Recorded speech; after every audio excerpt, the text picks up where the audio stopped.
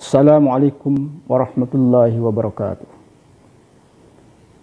Alhamdulillah wa syukrulillah wassalatu wassalamu ala rasulillah wa ala alihi wa ashabihi wa mawala amma ba'd. Saudara-saudaraku sekalian, tidaklah semua persoalan yang berkaitan dengan hukum bisa dicarikan dalilnya di dalam Al-Quran dan hadis. Jika tidak ditemukan di Al-Quran, maka kita harus mencarinya di hadis. Kalau tidak ditemukan di dalam hadis, maka timbullah kemudian istilah ijma, qiyas, istihsan, dan sebagainya, tergantung dari mazhab fikih yang dianutnya. Pada kesempatan kali ini kita mencoba membahas beberapa contoh seputar ibadah puasa Ramadan yang tidak ada sandaran hukumnya di dalam Al-Quran dan Al-Hadis. Yang pertama, tidak ada dalil yang memerintahkan orang untuk menyuruh anaknya menjalankan ibadah puasa di dalam bulan Ramadan. Tetapi dalil yang ditemukan adalah perintah kepada orang tua, muru auladakum bis salati wa hum abna'u sab'in wadribuhum 'alaiha wa hum abna'u 'ashrin. Perintahkan anak-anakmu mendirikan salat ketika mereka sudah berumur 7 tahun. Kalau berumur 10 tahun mereka masih juga tidak melaksanakan salat, tegaslah terhadap mereka, kalau perlu pukullah mereka. Ibadah puasa adalah ibadah fisik yang membutuhkan ketahanan fisik untuk menahan lapar dan dahaga pada siang hari selama 1 hari penuh dan selama 1 bulan penuh, 30 hari misalnya. Itu tidak bisa kita lakukan dengan serta-merta tanpa ada latihan, sebagaimana yang sudah kita alami. Kita dilatih oleh orang tua kita mulai dari beberapa jam sehari dalam bulan Ramadan sampai sehari penuh beberapa hari dalam bulan Ramadan, sampai kita sanggup melaksanakan 30 hari 1 bulan penuh dalam bulan Ramadan. Dan ketika kita sudah balik, kita sudah terbiasa melaksanakan ibadah puasa itu tanpa halangan apapun. Tapi perlu diingat, tidak ada dalilnya di dalam Al-Quran dan Al-Hadis. Kalau kita mau mengatakan dan bersikukuh bahwa dalil hukum itu cuma Al-Quran dan Al-Hadis saja, maka kita terjebak untuk menghukumi orang yang sudah mendidik kita, melatih kita berpuasa sejak kecil itu, yang kebanyakan adalah orang tua kita sendiri. Terjebak kita untuk menuduh mereka berbuat bid'ah, sesuatu yang tanpa sandaran hukum, yang berdosa dan di akhirat nanti akan dimasukkan ke dalam neraka. Suatu tuduhan yang sangat kejam terhadap orang tua sendiri atau guru-guru kita yang sudah mendidik kita melaksanakan ibadah dengan tulus dan ikhlas. Yang kedua,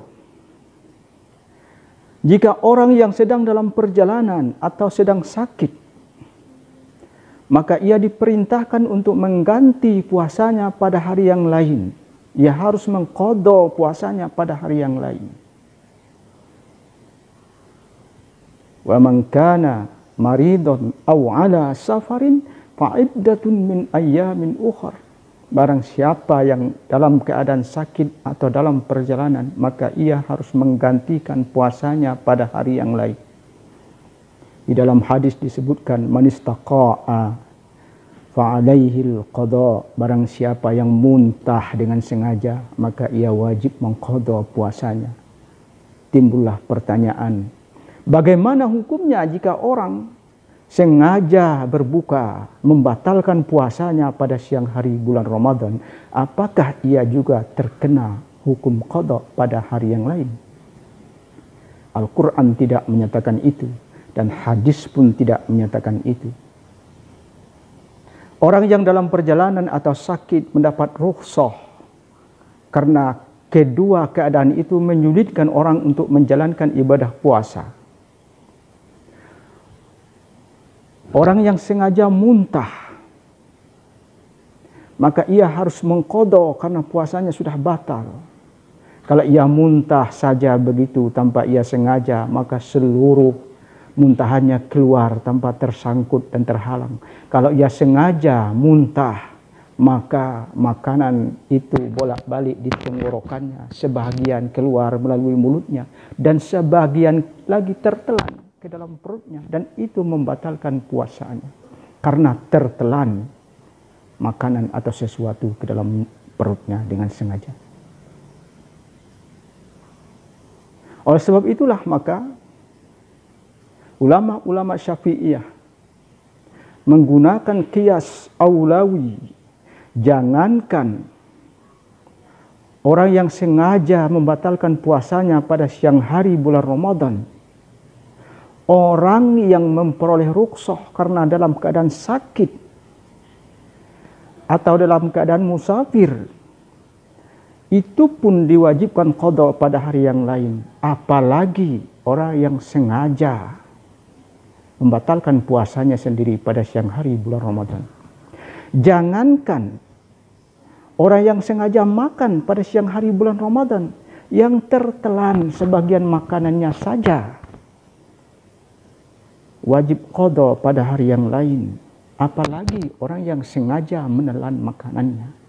Kalau kita cuma mengandalkan dan tidak menerima adanya qiyas, ijma, istihsan dan sebagainya, kita akan terjebak untuk menghukumi bahwa orang yang membatalkan puasanya dengan makan dan minum secara sengaja di siang hari bulan Ramadan tidak diatur hukumnya di dalam Al-Quran dan Al-Hadis.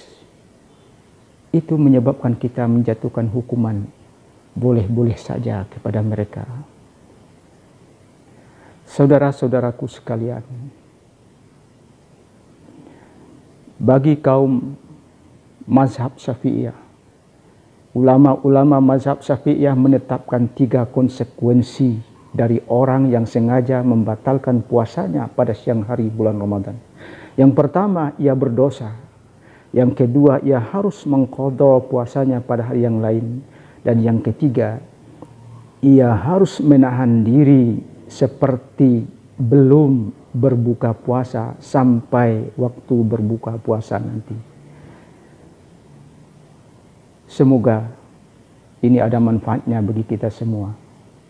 Wallahu a'lamu bis-shawab. Wassalamualaikum warahmatullahi wabarakatuh.